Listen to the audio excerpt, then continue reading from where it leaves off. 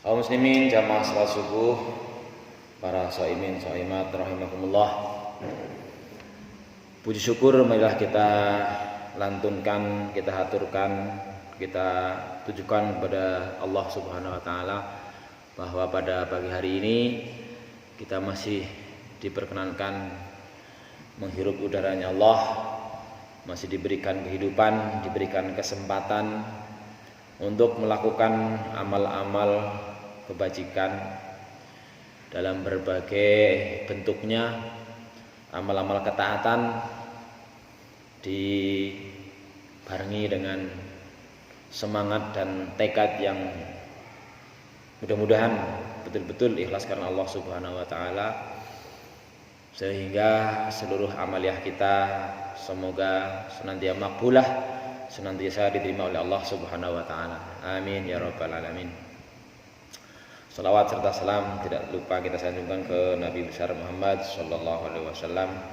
Semoga kita diberikan keyakinan oleh Allah Subhanahu wa taala dapat meyakini, dapat mengimani apapun ajaran yang beliau bawa tanpa keraguan sedikit pun. Amin ya rabbal alamin. Para jamaah sekalian,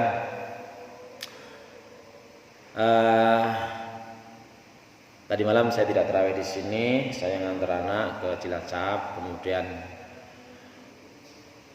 sambil menunggu anak latihan silat, saya mengikuti sebuah webinar atau web seminar melalui internet. Sesuatu yang memang sangat penting sekali, yaitu sudahkah atau bagaimanakah kita dalam melaksanakan ibadah inti yaitu sholat, apakah sudah bisa merasakan nikmatnya sholat, atau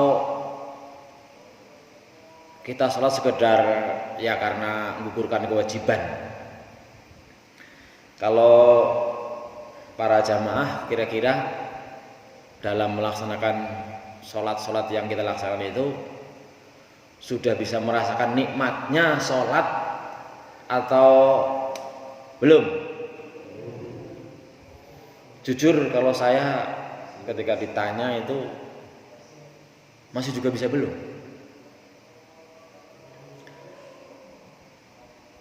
Karena disampaikan rumus oleh Allah Subhanahu wa taala dalam surat Al-Baqarah. Pertama rumusnya, a'udzubillahi minasyaitonirrajim, wasta'inu bis sabri wassalah. Rumus pertama, bahwa orang yang sholat mesti orang yang harusnya, ini rumusnya, bahwa sholat sama dengan solusi. Kalau terjemahan ayat ini kan wasta'inu, mintalah kalian pertolongan, bis sabri, caranya dengan sabar dan salat. Artinya dengan salat maka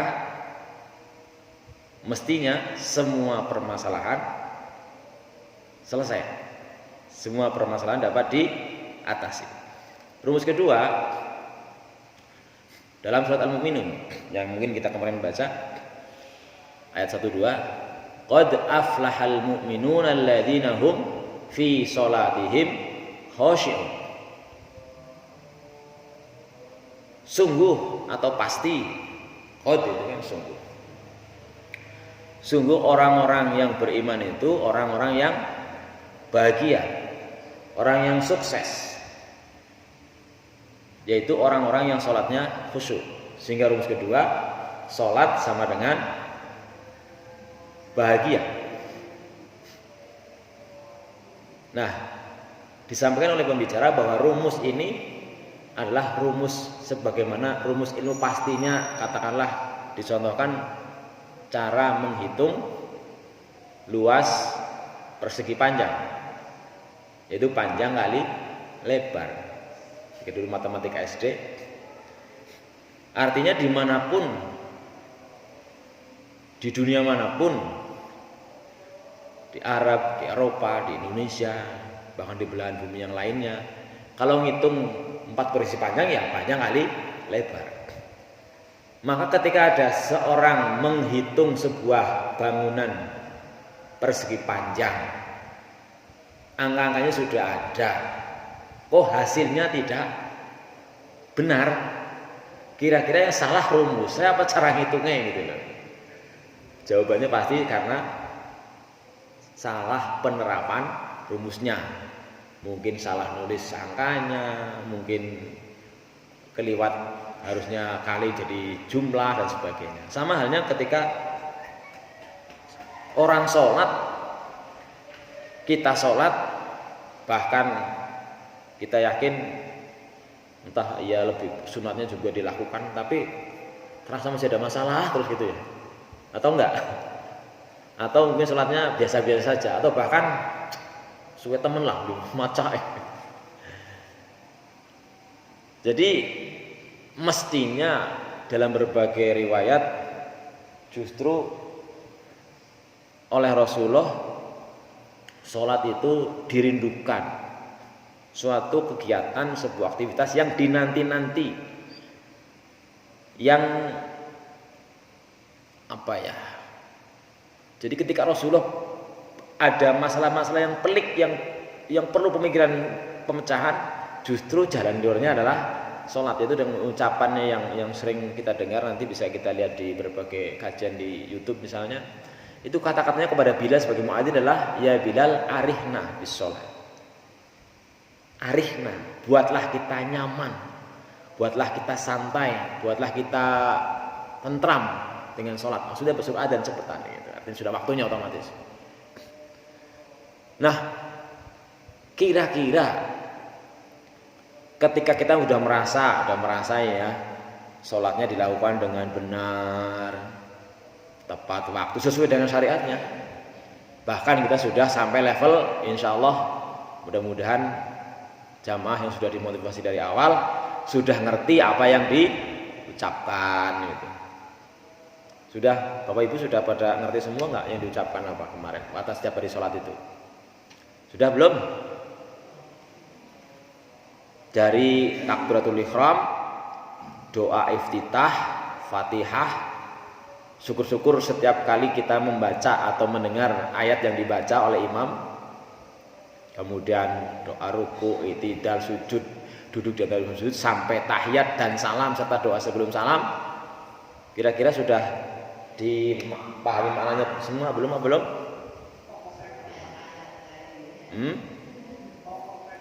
Pokok ketok. Kan dulu di awal-awal sudah saya sampaikan ya, kalau sampai hari ini bakal sudah umur menjelang kematian kita gitu ya, sudah berpuluh-puluh tahun, tetap belum paham yang kita ucapkan. Saya yakin 100% kepada diri sendiri bahwa ya itu karena kemalasan kita saja. Sering kadang-kadang juga ada orang yang berdalih atau berlindung di balik kata-kata lah nyong anu lulusan pondok gitu. Lah nyong anu sekolah menket nyeneng TK SD SMP apa SMA atau apa gitu. Sebenarnya alasan seperti ini kurang tepat. Karena kemarin pagi saya tergugah pernah mendengar seorang cerita, "Lho kae sekolah nang Medina apa nang bar kanggo GM ngono." Saya ingat namanya siapa, tapi yang buntutnya nama itu Tuasikal. Tuasikal kan namanya aneh gitu ya, bukan nama yang nggak umum gitu. Saya coba cari profil Abdullah Tuasikal kalau di Google itu. Coba nanti jenengan bisa untuk memotivasi kita semua, memotivasi diri.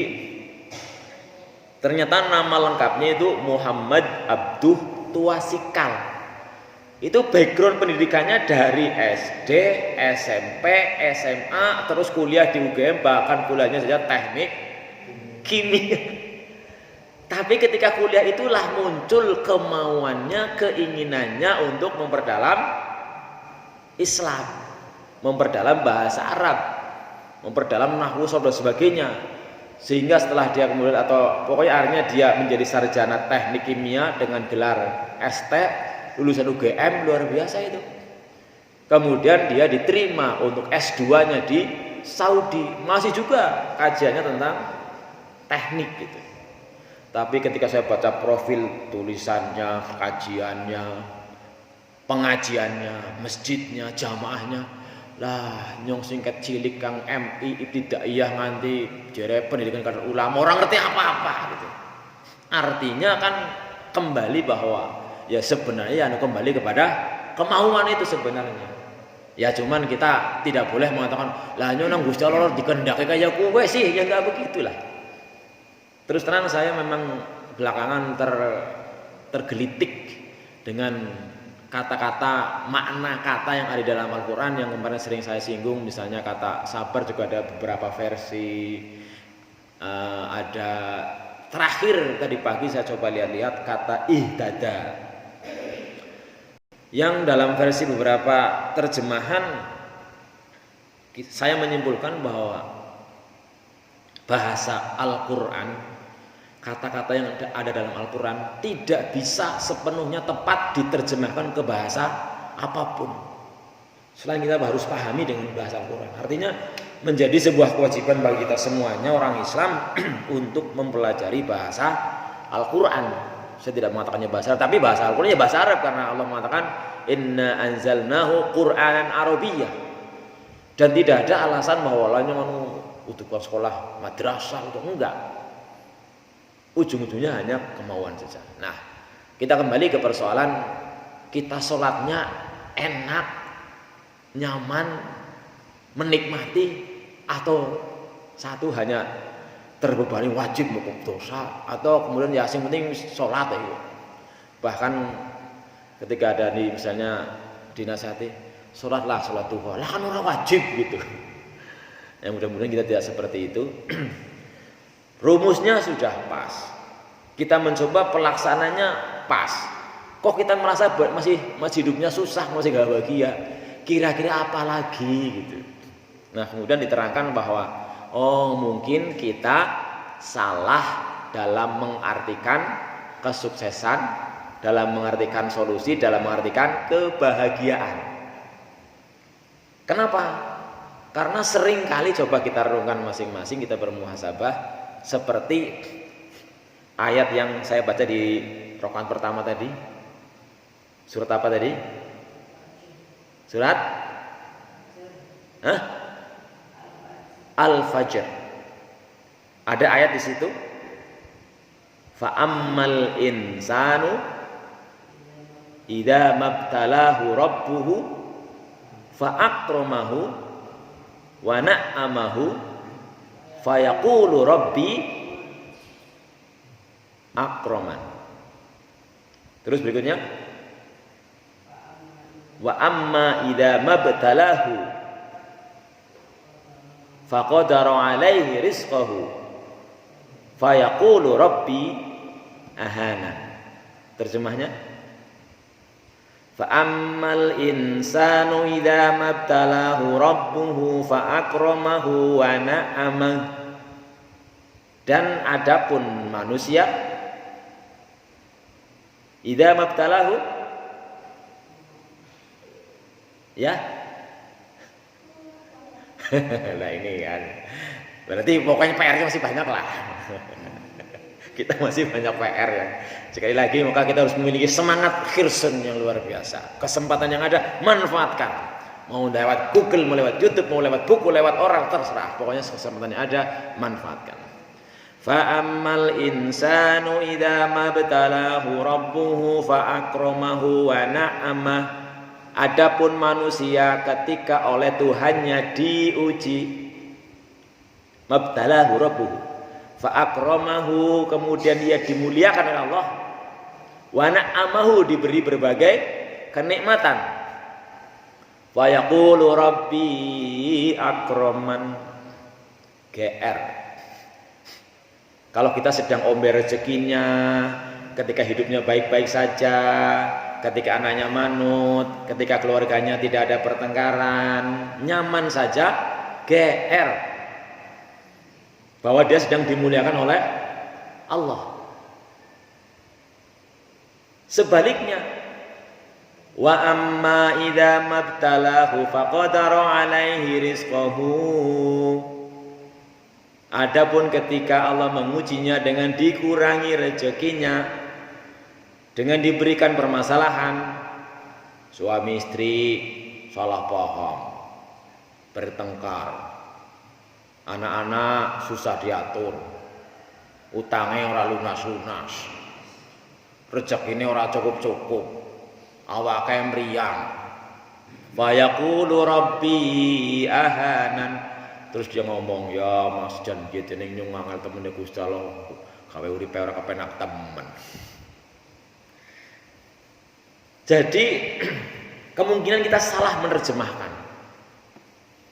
Diceritakan bahwa para sahabat itu ketika hidupnya nyaman-nyaman saja justru nangis. Karena apa? Karena orang yang sedang diberikan kenikmatan, diberikan kekuasaan, belum tentu karena dimuliakan oleh Allah. Contoh, kurang kaya apa? Qarun.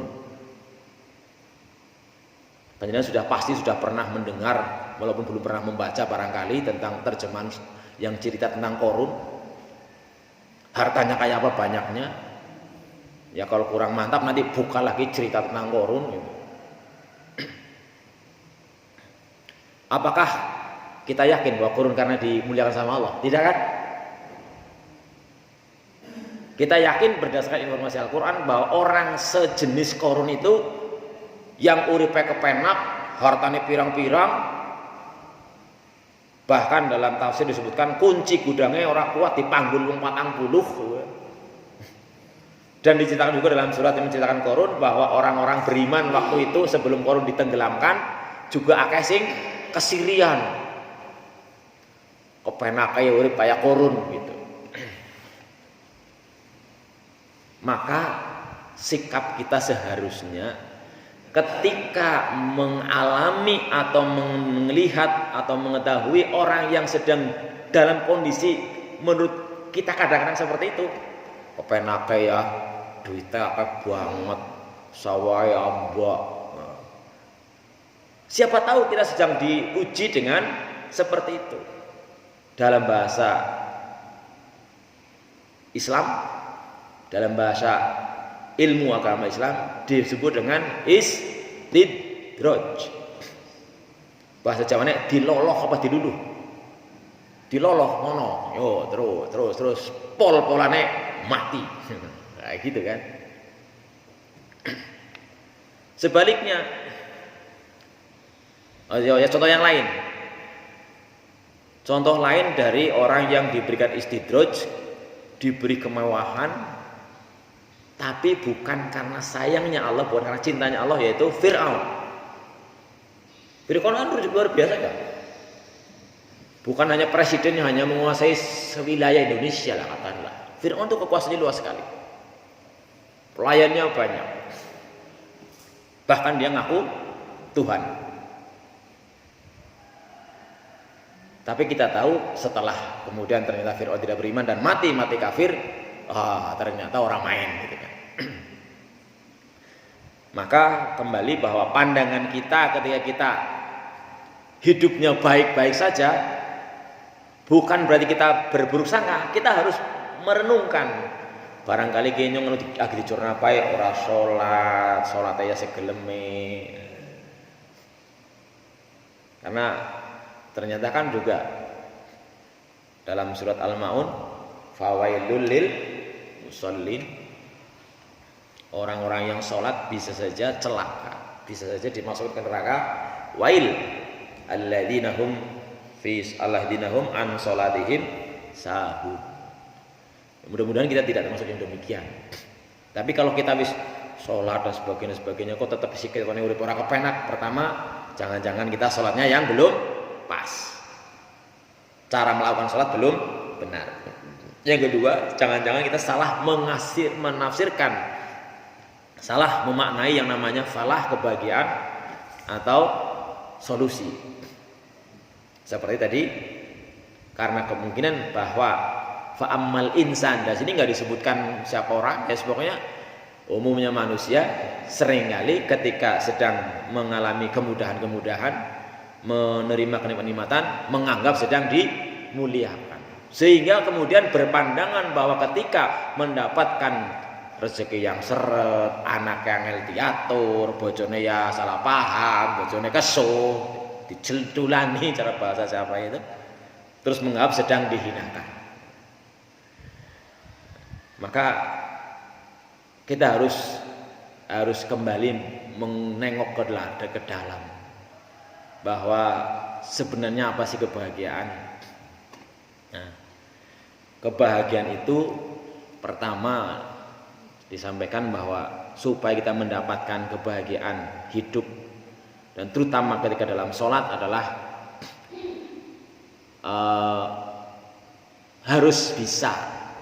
harus belajar mencintai Allah dan tidak ada pilihan lain. Sholat kita, ibadah kita harus didasari oleh cinta, senang. Maka istilah wajib sholat, wajib puasa, wajib zakat, dan sebagainya kita tanamkan dalam diri kita, jangan pakai kata wajib, tapi kata senang. Senang sholat. Sesuatu yang dilaksanakan dengan senang kira-kira berat apa enteng? Enteng apa susah apa senang? Bahkan katanya yang gampangane seneng badminton kayak yang seneng badminton. Oh, ya contohnya banyak lah orang. Pokoknya orang melakukan sesuatu dengan senang kan semangat terus dengan sebaik-baiknya, gitu kan? Senang jenengan misi ibu-ibu senang sinetron wis pokoknya madhep nang ngarep sinetron berjam-jam ya ora kesel lah gitu. Tidak ada pilihan lain sebenarnya. Kenapa? Karena Allah sudah mewanti-wanti, Allah sudah mengancam, sudah memberikan peringatan. Qul, tolong sampaikan. Yang membuat Allah itu kadang-kadang tidak atau kurang disenangi, ya senang sih sama Allah. Bilang apa sama Allah? Ya senang sama Allah. Tapi levelnya itu bukan yang tertinggi. Apa saja pertama? Qul in kana abaukum. Katakan jika orang-orang tua kalian. Nah, ini satu biasa. Orang yang normal, orang yang waras mesti mencintai orang tuanya. Wa abnaukum, anak-anak. Terus apa lagi? Qul in kana abaukum wa abnaukum wa ikhwanukum, kanca-kancane. Terus di antaranya lagi ada Qul in kana abaukum abnaukum wa ikhwanukum wa amwalukum taraftumuha, harta bendamu yang khawatir berkurang. Wa tijaratan takhshawna kasadaha, harta dagangan sing khawatir rugi. Wa masakina tardaunaha, rumah tinggal yang disenangi. Gampangnya andai kata orang-orang dan barang-barang. Jadi yang kita senangi itu satu orang, yang kedua barang-barang, yang ketiga kegiatan. Ahabba ilaikum minallahi wa rasulihi, lebih kamu cintai daripada Allah dan Rasulnya. Diundang Gusti Allah, ya hayya 'alas shalah. Nah, kongkoan mbok sah. Salat zuhur jam 2 mbok sah. Mbok isine waktune. Puasa, ya puasa. Ya mbok sah. Kayak gini mbok sah. Maka kata Allah, fatarabbasu, anteni, tunggu saja, hatta ya'tiyallahu bi amrih. Ya seperti tadi, ngono kayak korun seneng ngono serang pol-polan mesti mati. Dan kita yakin mati itu bukan akhir permasalahan, tapi justru awal yang menentukan. Nah, jadi salah satu yang bisa membuat kita sholatnya nikmat, senang, nyaman, bahagia hidupnya, diantaranya satu tadi adalah cara pandang kita tentang kebahagiaan yang itu sendiri. Karena tidak mungkin kita tidak akan diuji. Bahkan ada hadis yang mengatakan innallaha idza habba qauman ibtalahu. Kita diuji tadi dengan berbagai macam. Ada tadi diuji dengan harta, dengan anak, dengan jabatan, dengan hal-hal lainnya. Itu justru Allah ingin tahu cinta kita. Maka salah satu orang yang dianggap dicontohkan, dikatakan sebagai uswatun, contoh untuk ditiru, betapa dia cintanya kepada Allah mengalahkan semuanya, adalah Nabi Ibrahim. Ya kan? Anak kok diperintah kok disembelih. Diperintah kon lunga, ninggalna anak bojo, tinggalna. Tapi dengan keyakinan yang mantap bahwa Allah tidak mungkin menyusahkan saya. Tapi tetap berusaha dan berdoa. Laqad kana fi Ibrahim uswatun hasanah. Maka jangan sampai kita kemudian ketika diberikan contoh Nabi karuan, Nabi kon. Ada orang yang begitu pikirannya. Karuan Nabi kon. Memang kita kon nyontoh Nabi malah nyontoh siapa sih? Itu maka Nabi Ibrahim mendapatkan gelar Khalilullah, kekasih Allah. Jadi cara memandang kita bahwa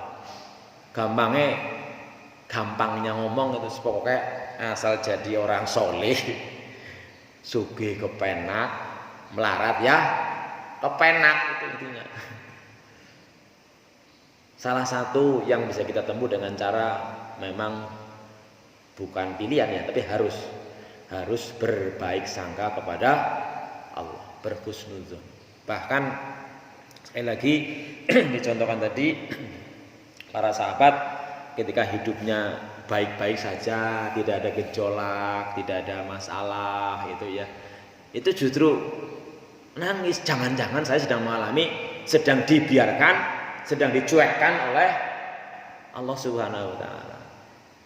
Bahkan ini dalam masalah keluarga kan saya yakin orang dalam berkeluarga siapapun itu pasti akan ada gejolak, ada ketidakharmonis, ada ketidaktentraman dari salah satu pihak. Ya dicontohkan oleh rumah tangga Rasulullah sendiri.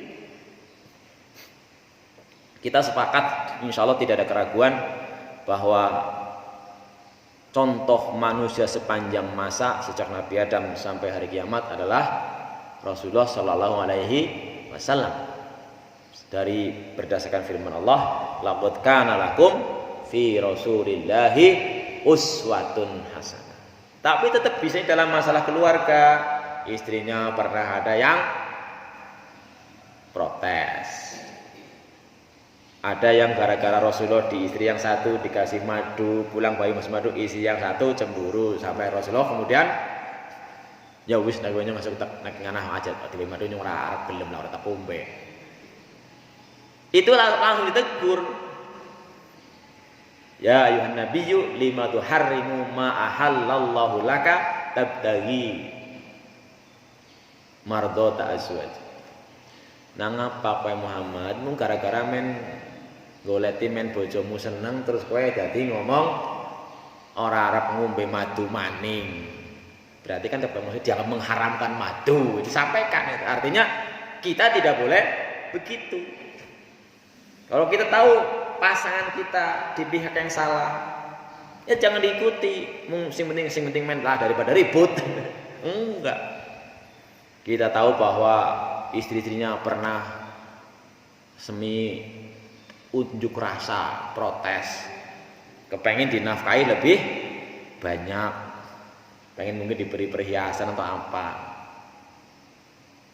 Langsung dijawab sama Rasulullah, in kuntunna turidnal hayatud dunya wa zinata ta'ala umattikunna au sarihkunna sarahan jamila.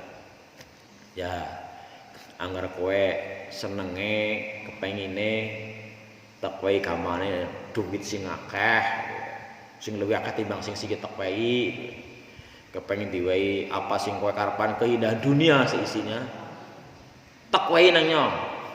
Rasulullah mampu. Tapi bar gue aja urip bareng nyong maning. Nanti yang ibu-ibu berkomentar, ya karuan kena Rasulullah manusia terbaik, jelas. Lah sing ngomong jenengan. Ya mending yang diwehi duit terus pegatan. Kira-kira kayak gitu. Tapi enggak, yang kita garis bawahi bahwa rumah tangga pasti ada kerikil-kerikilnya. Maka cara mandangnya Rasulullah mengatakan dalam Al-Quran atau Al-Quran mengatakan, kalau kamu melihat sesuatu pada pasanganmu sing nyitilah bahasanya ya, sing nyakiti dan sebagainya, maka harus percaya bahwa bisa jadi justru Allah akan berikan di balik itu sebuah kebaikan yang banyak. Sehingga kesuah ya jangan sing lewati telung dina. Ini kadang-kadang kan kita gengsi lah, pokoknya menang-menangan be ayu, 5 dina be ayu, hebat gitu. Bisa mengalahkan Rasulullah. Di prinsipnya seperti itu. Maka sekali lagi kembali kepada ketika kita kehidupannya terasa belum nyaman, ketika kita sholatnya khususnya terasa masih seperti malah ketone kesuwen temen, kepengen cepet rampung, tidak bisa menikmati sholat, kemungkinan besar memang kita masih belum levelnya, artinya masih ada hal-hal yang perlu ditingkatkan. Pertama tadi tentang keyakinannya, juga tentang pelaksanaannya. Tapi rumus itu apa adanya, benar apa adanya. Oleh karena itu mudah-mudahan kajian yang sebelum ini sekaligus juga tadi, kalau maka misalnya ketika panjenengan nonton YouTube cari judul emotional prayer apa itu, ada jamaah sholat subuh tadi Masjidil Haram atau di mana itu, imamnya guguk nangis, jamaahnya ikut nangis ketika membaca surat Al-Fajr. Pada ayat terutama ketika tadi apa, ada jahanam itu, waji'a yauma idzin bi jahannam. Hari itu didatangkanlah neraka jahanam.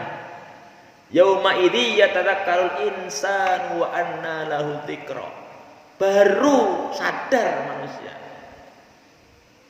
Baru ingatlah manusia, anna lahu dzikra, kenapa selama ini tidak mengingat-ingat tentang Allah.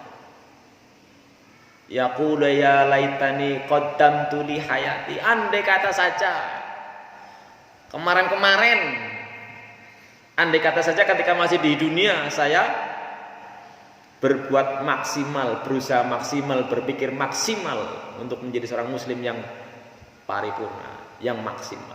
Maka sering disampaikan bahwa jangan sampai kita termasuk orang-orang yang nanti mengalami nasib seperti itu.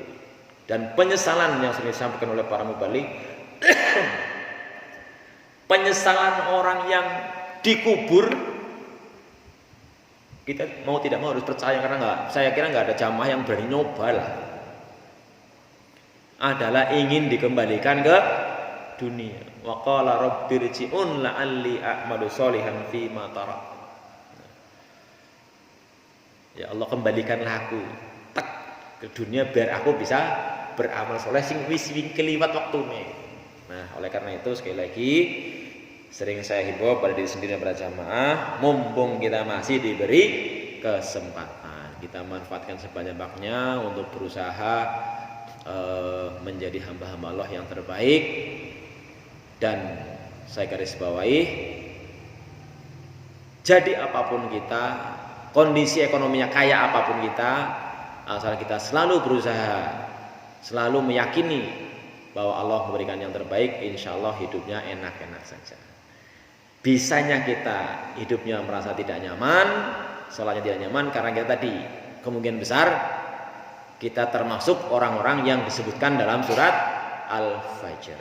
Ketika diberi nikmat omber, GR.